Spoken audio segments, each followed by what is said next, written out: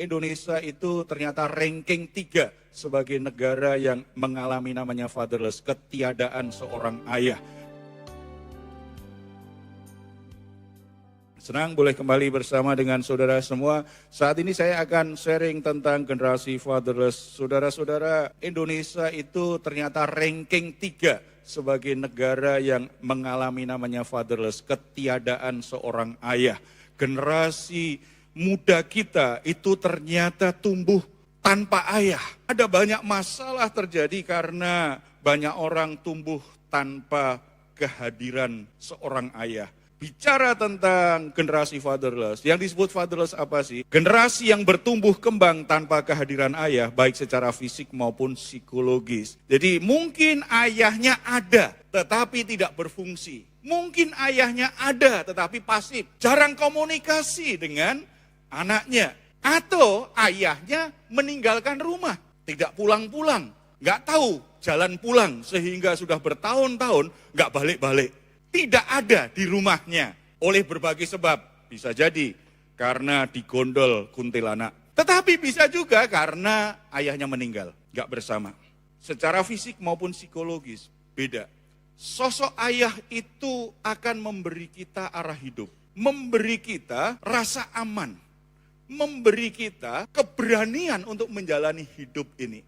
Karena seorang ayah itu akan membuat anak-anaknya itu berani untuk eksplorasi diri. Sementara kalau ibu itu kan selalu jangan, nanti capek kamu, nanti kamu jatuh gitu kan. Tetapi kalau saya, enggak, kamu harus coba. Siapa orang yang suka menasihati anaknya? Kalau ada yang bully kamu, lawan bapaknya. Ibunya, enggak pasti. Enggak, kamu kan anak Tuhan, ampuni. Tapi bapak belur padahal gitu kan. Tapi kalau seorang ayah kadang-kadang, ya udah apa-apa yang harus hadapi sendiri. Kamu lawan, apalagi anak laki. Seseorang jadi berani karena muncul rasa amannya dan dia tahu ada perlindungan dari sosok ayah seorang pria. Itu natural. Ketika kita kanak-kanak, di masa kanak-kanak itu, ketika kita butuh sebuah keberanian yang kita cari pada ayah kita, bukan ibu. Tetapi kalau kita butuh hal-hal yang istilahnya ibu-ibu itu kan mama bilang perintilan, tuh cari ibunya. Cari ibunya, itu natural ya. Lalu kalau ayahnya marah, kita takut. Kalau ayah yang marah, kita takut untuk dekati. Sebelum ayah kita nyapa kita, takut kita. Tetapi kalau ibu kita marah dengan kita, takut sebentar setelah itu, mak, makan apa siang ini? Bisa kita. Tetapi kalau ayah kita yang marah, takut kita sebelum disapa. Karena secara natural Tuhan itu sudah merancang. Pria itu punya wibawa. Karena dirancang Tuhan jadi pemimpin. Jadi kepala keluarga. Sosoknya itu memberi rasa aman. Nah, jadi masalah secara psikologis dan nanti berdampak secara rohani ketika orang mengalami yang namanya fatherless. Tidak alami kehadiran sosok seorang ayah. Lalu dia di gereja. Di gereja juga misalnya hamba Tuhan atau pemimpin rohaninya juga tidak bisa menyatakan kehadirannya sebagai bapak rohani yang memberi perlindungan. Saya menulis buku, sebenarnya saya ingin kembangkan lebih jauh. Gereja juga ternyata banyak orang alami fatherless. Di gereja, walaupun aktif di gereja, ternyata orang tidak mengalami kehadiran sosok ayah. Di rumah enggak, di gereja enggak, di mana lagi. Sehingga orang-orang Kristen oke aktif, tetapi tetap punya banyak masalah dengan dirinya. Dan orang yang punya masalah dengan dirinya akhirnya bermasalah dengan orang di sekitarnya. Kita akan lihat kebenaran firman Tuhan bahwa ternyata pria yang hebat tidak otomatis dia jadi ayah yang hebat. Orang bisa berhasil di dunia kerja, di marketplace dia hebat sekali. Tetapi ketika pulang di rumah, belum tentu dia bisa jadi ayah yang baik. Saya punya teman pendeta berkata, Pak Heru, kita di luar sana kita berjaya. Sebagai pria kita berjaya, tetapi di rumah kita tidak berdaya. Di luar berjaya, tetapi di rumah nggak berdaya. Apalagi kalau istrinya ini, wah agresifnya minta ampun. Galaknya minta ampun, tambah lagi ya. Pria hebat tidak otomatis menjadi ayah yang hebat. Kita akan lihat nanti keturunan Hizkia. Raja Hizkia itu raja yang benar di mata Tuhan. Hebat Dia raja, berarti sukses. Punya kekuasaan, punya pengaruh luar biasa. Bahkan disebut orang benar, secara rohani luar biasa. Tetapi ternyata keturunannya bermasalah. Dia punya anak, begitu dia meninggal, dia digantikan Manase. Manase ternyata tidak seperti ayahnya. Cucunya semakin parah. Ada kemerosotan rohani terjadi. Karena terjadi yang namanya fatherless. Ada fenomena fatherless terjadi dalam keluarga. Kita akan fokus pada Manase. 2 Raja-Raja pasal 21.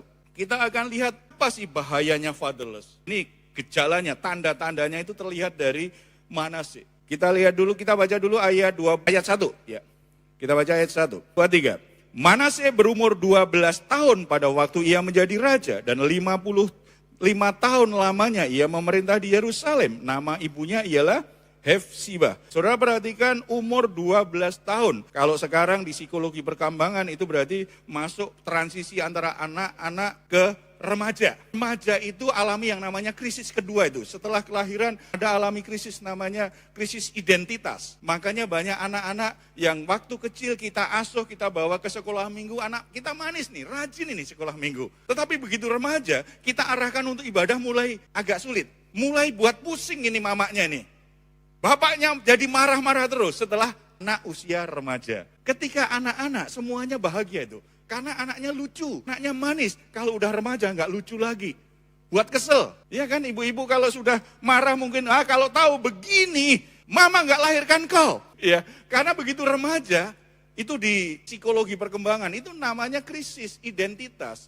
Mulai cari jati diri. Nah kalau dia bingung dengan dirinya, dia produk dari keluarga yang fatherless, maka dia akan goncang. Dan ini yang terjadi dengan Manase. Kita baca ayat yang kedua. Ayat yang kedua. Ia melakukan yang jahat di mata Tuhan sesuai dengan perbuatan keji bangsa-bangsa yang telah dihalau Tuhan dari depan orang Israel. Menjadi mudah terpengaruh dalam pergaulannya. Jadi ini tipe orang yang lemah secara mental, secara karakter, begitu keluar rumah dipengaruhi oleh lingkungannya. Padahal ayahnya begitu cinta Tuhan, hidup benar di hadapan Tuhan. Kalau saudara baca di pasal 18 jelas sekali dinyatakan bahwa Hizkia itu orang yang hidup benar di hadapan Tuhan. Dipercaya Tuhan, saking Tuhan percaya dia sakit, Tuhan perpanjang umurnya. Diperpanjang, berapa tahun tuh ya? Hizkia? 15 tahun. Sementara kita berani nggak minta diperpanjang? Jangan-jangan Tuhan perpendek umur kita karena hidup kita tidak sebenar Hizkia. Ini luar biasa. Tetapi anaknya ini ternyata lebih terpengaruh. Dia tidak seperti ayahnya. Dia melakukan apa yang jahat di mata Tuhan. Itu gejala bahwa Manase mengalami yang namanya fatherless. Sosok ayahnya yang sangat rohani, mencintai Tuhan, yang hebat, itu tidak punya pengaruh dalam hidup anaknya. Mudah terpengaruh. Saudara-saudara, dunia ini tambah jahat. Dunia ini tambah rusak. Punya anak remaja itu ketakutan kita sebagai orang tua itu lebih besar dari dulu. Ibaratnya kalau dulu saya masih remaja, bu saya biarkan saya di kebun aman saya. Pengaruhnya nggak sejahat dulu. Tetapi zaman sekarang, Bapak Ibu yang mulai punya anak usia remaja, kan lebih was-was kan? Lebih was-was, tetapi itu bisa diatasi kalau kita bisa pastikan anak kita tidak mengalami yang namanya fatherless. Kalau enggak, dunia lebih kuat mempengaruhi anak kita daripada kita mempengaruhi hidupnya. Terutama para ayah. Para ayah itu punya pengaruh yang sangat kuat terhadap anak-anak. Saking kagumnya kadang-kadang anak kita itu kagum dengan ayahnya, tetapi setelah itu dia berusaha, dia sendiri akan menata ya. Saya pernah kesaksian di sini bahwa salah satu yang saya doakan ketika saya mau ditahbis pendeta adalah Tuhan saya siap menjadi hamba-Mu, tetapi saya tidak mau anak saya nakal. Karena saya sudah terlalu banyak mendengar dan melihat dan punya teman anak pendeta nakal-nakal. Banyak cerita anak pendeta itu nakal-nakal. Tetapi dalam perjalanan Tuhan teguhkan saya, kalau kamu tidak hadir dalam hidup anakmu, walaupun kamu doakan, walaupun kamu baik di gereja, kamu baik dengan anak-anak remaja di gereja dengan anak-anak, anakmu tetap nakal. kalau kamu tidak bisa hadir jadi ayah bagi anakmu. Dan akhirnya dia bisa terpengaruh di luar sana. Saudara-saudara, bapak-bapak terutama ya, sesibuk apapun ingat kalau Tuhan percaya dengan anak harus punya waktu untuk mereka. Waktu anak saya masa-masa anak-anak beralih ke remaja, sampai sekarang lah, saya punya waktu khusus. Saya istilahkan waktu itu menculik anak. Jadi biasanya kan yang ngurus anak ke sekolah kan istri saya. Tetapi hari-hari tertentu, waktu tertentu saya bilang, saya yang akan jemput. Kalau saya jemput, anak saya senang. Sebab biasanya habis dijemput, saya ajak mampir di mall, makan bersama. Tujuannya bukan makan bersama. Anak saya punya 3 anak laki-laki semua. Saya yang harus memberi pengaruh lebih besar daripada pengaruh mamanya. Mamanya kan penolong saya. Mereka harus membangun identitasnya sebagai anak remaja. Mereka seorang laki-laki, seorang pria. Tidak boleh pengaruh mamanya terlalu besar sehingga nanti menjadi pria kewanita-wanitaan. Atau dia bingung dengan identitas gendernya. Sambil makan saya bisa ngobrol. Atau kalau misalnya ada yang sepatunya kelihatannya harus beli baru nih, sudah robek. Saya bilang, saya yang akan antar. Supaya ada kesempatan ngobrol dari hati ke hati, saya ngobrol sesama laki-laki. Sebagai laki, saya ingin tanamkan nilai-nilai. Dan saya suka bilang begini, misalnya ada anak saya yang kasar nih. Kadang-kadang kan anak itu kadang-kadang lebih galak dari orang tua ya zaman sekarang ya. Dan kalau anaknya marah, punya diem saja, takut. Lalu bapaknya begitu dengar, dia jadi emosi sekali. Cuma jadi masalah, kalau seorang fatherless jadi ayah, nanti akan kita lihat, anaknya marah, dia juga keder. Jadi anak ini jadi raja di rumah tuh. Raja yang dipilih di rumah itu adalah seorang pria, kepala keluarga yang dipilih Tuhan. Mewakili Tuhan di rumah, bukan anak. Tetapi kadang-kadang di zaman sekarang kan terbalik tuh. Nah anak itu jadi raja di rumah. Nah kalau anak saya lakukan itu, saya selalu bilang, kamu laki-laki, kamu pria. Pria itu Tuhan rancang jadi pemimpin. Kamu tidak boleh kasar dengan perempuan. Kamu harus melindungi perempuan, memahami, memberi rasa aman. Dan yang kedua, kamu itu kasar dengan mamamu. Ingat, mamamu itu istri papa. Papa akan membela mamamu karena dia istri papa. Artinya saya ingin tegaskan, saya ini suami, saya akan lindungi istri saya. Nah kalau anak saya misalnya melakukan sesuatu yang kasar terhadap istri saya akan bela. Sebagaimana kalau istri saya ada yang memperlakukan kasar, saya suaminya, saya pria, saya kepala keluarga, saya harus lindungi istri saya. Misalnya istri saya ada kejadian kemudian ada yang memperlakukan dia nggak benar, saya harus melindungi dia. Saya kepala keluarga, saya pria, harus lindungi. Saya tanamkan nilai, nak saya, inilah pria. Kamu pria, nak. Kamu tidak boleh kasar dengan perempuan. Dengan laki-laki sebenarnya juga nggak boleh, tapi fokusnya kan di situ. Ya, jangan. Kamu melindungi. Tuhan itu rancang kamu jadi pemimpin, jadi pelindung sebagai pria. Dan nanti suatu saat kamu menikah, kamu jadi kepala keluarga. Tuhan rancang kamu mengalirkan berkat, bukan kutuk. Tuhan rancang kamu mengalirkan sesuatu yang baik kepada istri dan anak-anakmu. Mulai dari sekarang. Kalau tidak, anak kita akan mudah terpengaruh di luar. Kita tidak terlalu kuat. Bahkan identitas gender pun saya perlu tolong. Termasuk kalau pacaran saya bilang, nanti kalau kamu sudah mulai jatuh cinta, pengen pacaran, kamu harus cerita ke papa ya, diskusi. Kita ngobrol. Kalau dengan mama nggak suka, nggak enak. Kalau dengan mama, nggak usah. Kemudian mama biasanya kan mama itu langsung buat ini kan, jadi fit and proper test kan, kalau mamanya kan. Kalau dengan ayahnya, oke-oke aja. Kalau anak laki ya, anak laki itu mestinya begitu. Ya, kalau tidak anak kita akan mudah terbawa arus, terpengaruh seperti Manase, orang yang dibesarkan pria yang begitu baik. Kok enggak? Berarti Hizkia kurang waktu untuk anaknya. Tidak hadir dalam hidup anaknya. Anaknya melakukan yang jahat di mata Tuhan. Berbeda sekali. Dan yang kedua, kalau kita baca ayat yang ketiga dan 4, orang yang mengalami fatherless itu akan lakukan sesuatu yang berlawanan dengan ayahnya. Kita baca ayat 3 dan 4. Ya. 2, 3.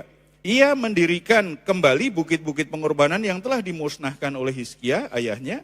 Ia membangun mezbah-mezbah untuk Baal, membuat patung Asyera seperti yang dilakukan Ahab, Raja Israel, dan sujud menyembah kepada segenap tentara langit dan beribadah kepadanya. Ia mendirikan mezbah-mezbah di rumah Tuhan, walaupun sehubungan dengan rumah itu Tuhan telah berfirman, di Yerusalem aku akan menaruh namaku. Saudara, Saya pelayanan pemulihan sudah lebih dari 10 tahun. Salah satu tanda orang yang pahit hati itu pasti akan melakukan sesuatu yang berlawanan dengan apa yang diminta orang tuanya. Kalau seorang anak pahit hati dengan ayahnya, dia akan lakukan sesuatu yang dia tahu dibenci ayahnya. Dia akan lakukan sesuatu yang berlawanan dari ayahnya. Itu secara nggak sadar dia sebenarnya sedang melawan ayahnya. Dia sedang balas dendam terhadap ayahnya. Kamu tidak boleh pergi lebih dari jam 9 malam, harus sampai di rumah. Dia sengaja pulang jam 9 pagi. Mungkin kena marah, dia diam saja, tetapi akan ulang lagi, ulang lagi. Apa yang diminta, tahu ayahnya cinta Tuhan, dia akan benci Tuhan. Tahu ayahnya senang pelayanan, dia akan hindari pelayanan. Tahu ayahnya lakukan apa yang disukai ayahnya, dia akan melakukan sesuatu yang berbeda. Saya ketemu seorang pria, hidupnya kacau, di puncak sukses bisnisnya. Dia hidupnya tapi kacau, rumah tangganya kacau balau. Dan sampai akhirnya juga terlibat dengan narkoba. Padahal sudah umurnya hampir 60 tahun, masih pakai narkoba juga. Saudara, mengapa dia lakukan itu? Apa yang dia lakukan? Sebagai pelampiasan kemarahan. Dan ketika saya tanya, kenapa Bapak lakukan itu? Sudah seumur begini. Saya ingin tunjukkan bahwa saya berbeda dari ayah saya. Karena ayah itu orang yang dikenal santun, soleh, baik sekali. Dia ingin mempermalukan ayahnya. Pahit hati itu ada dorongan yang kuat seperti itu. Kalau tidak sembuh, itu akan membuat orang secara nggak sadar, alam bawah sadarnya ingin melakukan perlawanan. Dia akan menentang apapun yang baik yang dilakukan oleh ayahnya. Manase lakukan itu. Ayahnya merobohkan semua patung berhala. Dia tata rumah Tuhan dengan begitu baik. Tetapi dia rusak semuanya. Dia bangun lagi, dia dirikan lagi patung berhala. Dan rumah Tuhan dia kacaukan. Nggak tahu apakah di sini ada yang pahit hati dengan ayah. Tidak enak pahit hati itu. Pahit kopi enak, pahit hati nggak enak. Tapi pahit hati itu nggak enak dan itu dampaknya merusak, tidak hanya merusak ini ya, jiwa kita rusak tuh. Pikiran, perasaan dan dorongan-dorongan kita untuk lakukan sesuatu cenderung jadi rusak. Hidup itu akhirnya hanya sebuah reaksi kemarahan terlalu cepat. Kemudian akan merusak sistem kekebalan tubuh, akan merusak dan itu menghancurkan betul. Ada anak muda yang pahit hati dengan, kali ini dengan pamannya, figur ayah kedua kan paman ya, apalagi orang Sumatera ya. Dia marah karena pamannya ini tidak memberi apresiasi terhadap keinginan dia untuk maju dan berkembang. Ayahnya meninggal, kemudian dibesarkan oleh ibu tunggal, secara ekonomi lalu berat untuk dilalui. Tetapi anak ini punya cita-cita besar, ingin maju, ingin kuliah. Dan kuliah yang terbaik, dia tahu, dia mampu, cuma nggak ada biaya. Pamannya punya ekonomi yang sangat baik. Dia bilang, bisa nggak paman bantu aku untuk kuliah? Nanti setelah kuliah jalan dengan baik, aku sambil kerja bisa aku cicil. Tetapi aku butuh duit banyak nih untuk masuk kuliah ini. Pamannya tidak memberi apresiasi terhadap ponakannya, hanya bilang, kamu itu nggak sadar diri orang miskin. Nggak usah maksain lah. Akhirnya marah nih. Dan dia berkata, paman lihat, suatu saat paman yang akan minta bantuan sama aku. Dia tinggalkan rumah dengan kemarahan, setelah itu tumbuhlah akar pahit terhadap pamannya. Apapun yang dia lakukan, itu hanya ingin membalas perlakuan pamannya. Bahkan sebelum pulang dia sempat berkata, paman kalau nggak percaya sama aku, dan kalau paman nggak yakin aku mampu, mending ususku terpelintir-pelintir. Paman akan lihat aku mampu. Tapi kalimat tadi, usus terpelintir apa hubungannya ya? Kalau orang marah memang kadang-kadang aneh-aneh kan? Ya kan, apa aja disebut. Tapi kemarahan dalam kemarahannya itu yang dia pikirkan tuh. Dengan usaha yang lain akhirnya intinya dia berhasil masuk kuliah di tempat itu. Tetapi dalam proses kemudian dia alami kesulitan, mungkin tekanannya banyak. Dia harus cari duit, tapi dia juga harus berjuang, tapi dia juga masih menyimpan kemarahan, keinginan untuk membuktikan kepada pamannya bahwa dia bisa permalukan pamannya, itu konflik seperti itu. Dia makin lama alami masalah dengan pencernakannya. Dicek dokter nggak ada masalah, tapi dokter, saya merasa ini usus saya terpelintir-pelintir. Dan kalau itu dirasakan sakit sekali. Dokter nggak tahu caranya gimana. Cara medis nggak ada masalah. Tetapi dia merasakan itu. Dalam satu konseling, dia cerita kisahnya. Pemulihan kan selalu terjadi, dia jujur dengan yang terjadi, jujur dengan peristiwanya, jujur dengan perasaannya, dan mau mengampuni. Prinsip pemulihan itu seperti itu selalu. Jujur dengan peristiwanya, jujur dengan perasaan, dan mau mengampuni. Simpel sebenarnya, tapi melakukannya susah ya. Ya kan, susah kan? Ngaku dosa aja kan susah. Tuhan butuh kita hancur lebur baru ngaku dosa. Itu kan selalu. Akhirnya dia cerita dan mau mengampuni. Intinya dia mulai lakukan 3 proses tadi. Gak berapa lama, kondisi kesehatannya mulai baik. Dia tidak rasakan lagi. Ketika ketemu dokternya, gimana kamu sudah sembuh? Sudah dokter. Loh, kenapa? Aku kan cuma kasih kamu vitamin supaya kamu istirahat aja, sama obat supaya kamu bisa istirahat aja. Kok sembuh? Problemnya ternyata di situ. Nah, anak yang fatherless karena menyimpan kepahitan hati, seringkali ada dampak tidak hanya psikis, tidak hanya emosi yang penuh kemarahan, kebencian, fisik bisa terjadi. Saya banyak ketemu orang-orang yang sakit ternyata sembuhnya hanya mengampuni. Sembuhnya mengampuni.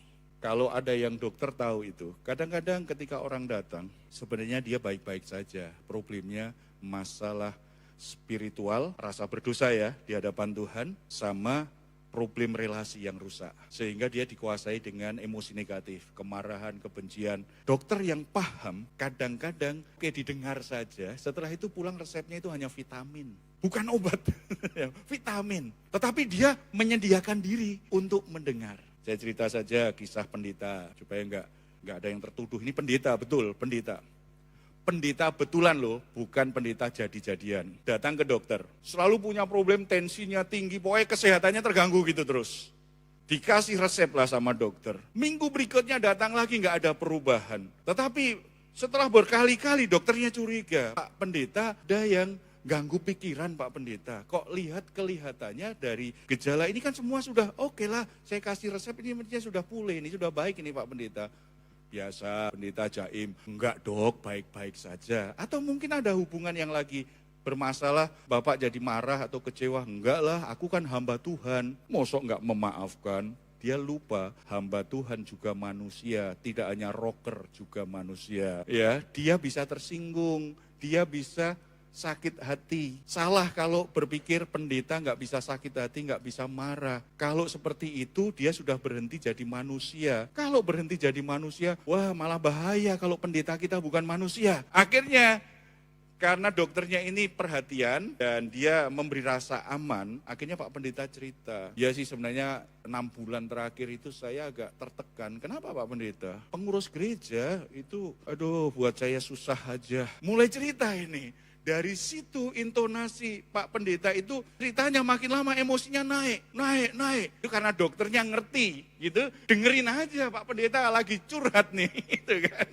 Makin lama naik dan mendadak dia nggak tahan, dia gebrak meja tuh. Berarti emosi terpendamnya luar biasa, dia merasa dijolimi sama pengurus gereja. Merasa diperlakukan nggak baik, dia sakit hati ceritanya begitu. Menyimpan kemarahan. Setelah itu mulai ngobrol lagi, sudah emosinya mulai turun, dokternya itu bijak banget, akhirnya berubah ini. Biasanya Pak Pendeta yang mengkonseling dan mendoakan Pak Dokter, di ruang dokter itu berbalik.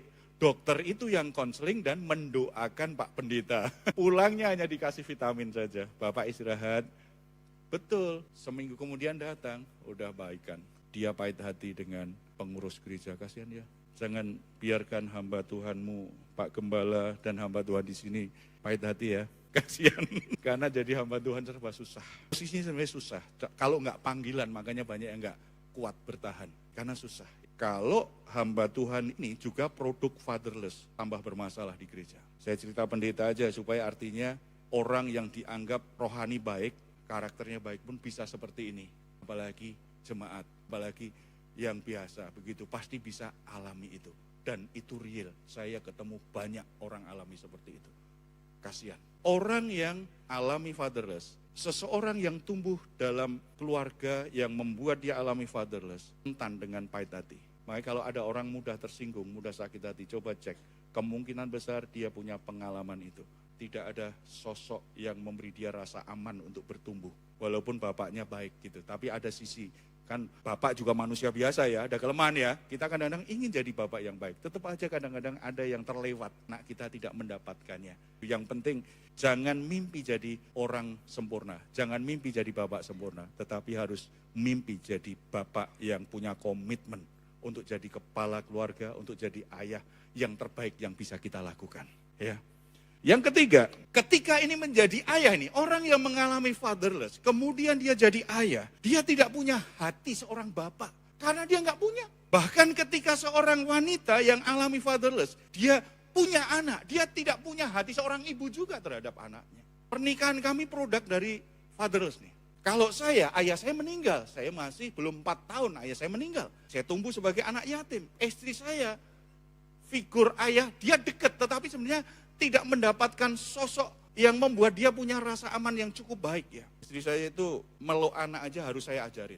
Karena ayahnya tidak pernah peluk dia. Dia tidak pernah punya pengalaman namanya mendapatkan kehangatan, keintiman dalam relasi termasuk dengan bapaknya, dengan anak nggak bisa. Dengan suami juga perlu saya ajarin tuh. Saya perlu belajar, istri saya perlu belajar. Waduh, 2 tahun lebih itu pernikahan kami itu banyak ribut. Saya sudah jadi hamba Tuhan tuh. Penderitaan terbesar dalam pelayanan saya ketika saya harus khotbah di depan saya ada musuh saya. Karena di rumah ribut, belum selesai. Padahal itu malam minggu. Ayatnya kan cuma dikasih catatan kalau marah matahari tenggelam, berhenti marah. Dia marahnya setelah matahari tenggelam gimana? Kan nunggu hari selanjutnya. Padahal hari minggu harus pelayanan sama-sama. Wah itu penderitaan itu. Seperti disalibkan saja itu. Gimana saya semangat lihat dia matanya cuma lihat gini. Wah itu sulit sekali gitu ya. Tetapi ketika saya mengerti, oh iya dia tidak cukup kuat mendapatkan nilai-nilai pelindungan rasa aman dari seorang ayah. Saya juga enggak, berarti perlu belajar sama-sama.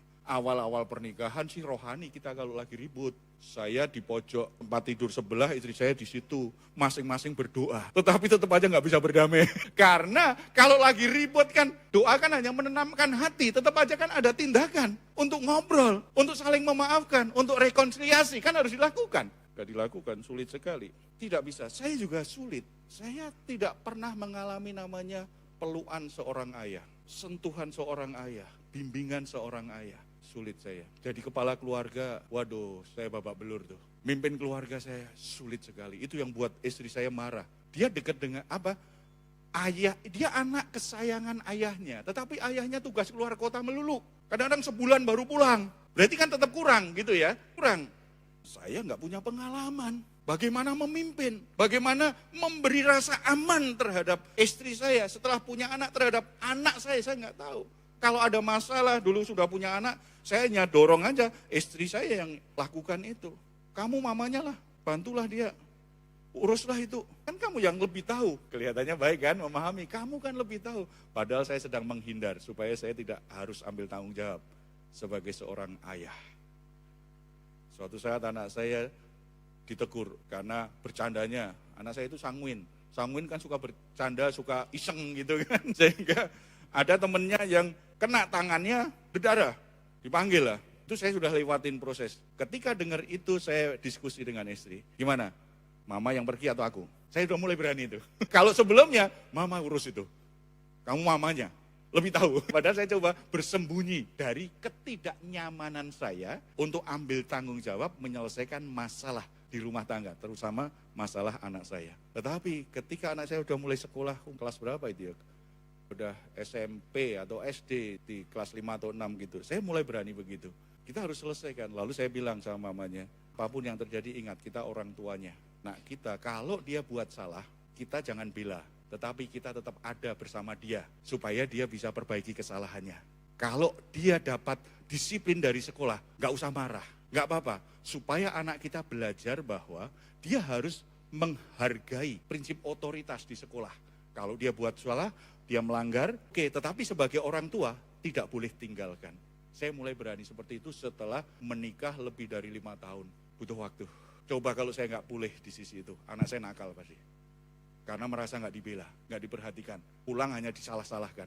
Bisa seperti itu. Orang yang alami fatherless, ketika dia menikah, dia punya anak, cenderung juga bisa nggak punya hati terhadap anaknya. Saya ketemu banyak anak muda yang saya tanya, kapan terakhir kamu dipeluk ayahmu? Dia bingung, kapan ya Pak ya? Oh iya, saya ingat waktu saya kecil. Kecil maksudnya kanak-kanak. Iya. Setelah itu nggak pernah lagi boro-boro dipeluk, ditempeleng ya. Lupa kapan ayahnya terakhir memeluk dia. Ya walaupun masih beda ya pelukannya. Nah kita bayi, setelah itu mulai remaja, setelah dewasa kan beda ya. Tetapi Bapak Ibu saya kasih tahu, terutama ya, kalau punya anak, anak itu paling merasa aman dipeluk ayahnya. Dengan ibunya hangat, pelukan ibu hangat, gitu ya. Nikmat, tetapi kalau ayahnya yang meluk, ada rasa aman. Karena tadi, secara natural Tuhan merancang seorang pria itu pelindung. Ada rasa aman. Bapak-bapak, kapan terakhir memeluk anakmu? Kalau nggak ada di sini nanti pulang peluk ya. Dan ada penelitian minimal sehari itu kalau yang masih punya anak remaja ke bawah, minimal 3 menit dipeluk sehari, 3-5 menit. Kalau belum, peluk, memeluk. Itu perlu latihan. Orang yang alami fatherless perlu latihan untuk memeluk. Perlu belajar. Karena nggak natural. Dia tumbuh tidak punya pengalaman. Kalau kita nggak punya pengalaman kan sulit ya. Itu wajar gitu. Tuhan tahu, disinilah Tuhan memulihkan hidup kita. Supaya di hati kita ada hati Bapa. Seperti hati Bapa terhadap umatnya. Seperti hati Kristus terhadap jemaat. Kita memilikinya. Ketika anak kita gagal, kita tidak sekedar marah dan menyalah-nyalahkan. Tetapi kita berdiri sebagai orang yang bisa memimpin dan memberi rasa aman bagi dia untuk bangkit kembali. Bukan menghakimi, tetapi mendukung dia untuk bisa berubah, tetapi juga punya kebenaran yang ditegakkan, kamu harus tanggung jawab. Kalau kamu yang salah, kamu tanggung jawab. Tetapi kamu perlu tahu juga, Papa akan dukung kamu untuk memperbaiki kesalahan ini. Tetapi kamu tidak boleh menghindar tanggung jawabmu. Dan yang terakhir akan mencemarkan rumah tangganya. Mencemarkan rumah tangganya. Coba kita baca ayat 7-9, ayat 7 aja, ya, ayat 7. Ia menaruh juga patung Asyera yang telah dibuatnya dalam rumah, walaupun sehubungan dengan rumah itu Tuhan telah berfirman kepada Daud dan kepada Salomo anaknya. Dalam rumah ini dan di Yerusalem yang telah kupilih dari antara segala suku Israel, aku akan menaruh namaku untuk selama-lamanya. Dalam rancangan Tuhan, di rumah tangga itu harus ada nama Tuhan. Nama Tuhanlah yang menjadi pusat kehidupan, pusat dinamika seluruh kehidupan rumah tangga. Tetapi Manase itu ternyata justru mencemarkan. Saudara, dewa Asyera itu pasangannya dewa Baal. Itu dewi kesuburan. Dalam ritual agamanya, dalam ritual penyembahan mereka, akan ada yang namanya pelacuran bakti, seks bebas. Bahkan ada pendeta-pendeta atau imam-imam yang pekerjaannya itu melayani jemaat secara seksual ketika melakukan ritual itu. Penyembahan yang jelas-jelas cemar. Dan patungnya dibawa masuk ke rumah. Berarti sebuah pembiaran, bolehlah ya begitu. Permakluman terhadap dosa secara seksual. Dan ketika itu semua terjadi, kalau kita baca ayat 19, kemudian keturunannya yang bernama Amon itu ternyata melakukan hal yang lebih buruk. Slide terakhir yuk, ini menjadi perenungan bagi kita.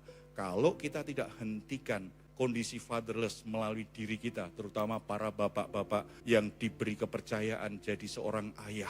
Kalau itu tidak berhenti, maka kita punya potensi melipat gandakan generasi fatherless. Dan kalau anak kita fatherless, dia akan tumbuh nanti dewasa, dia punya istri, dia menikah, dia tidak bisa berfungsi jadi kepala keluarga yang baik karena dia produk dari fatherless dan dia mengalami itu. Ketika punya anak, akan semakin merosot lagi perjalanan hidupnya.